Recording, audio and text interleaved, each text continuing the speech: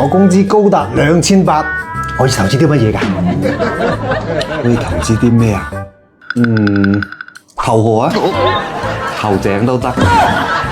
投咩資啊？出邊全部都係鐮刀，要投資就投資你自己嚇，提升你嘅揾錢能力，先達到我呢個收入水平先啦。咁你係咩收入水平啊？我3200蚊一個月啊，咁多？麻麻地咁啦。我呢啲水位嘅收入都唔敢諗去投資啦，而且你2800蚊工資，你確定仲有空間去投資？會唔會其實你條底褲已經着穿窿咗㗎？你點知㗎？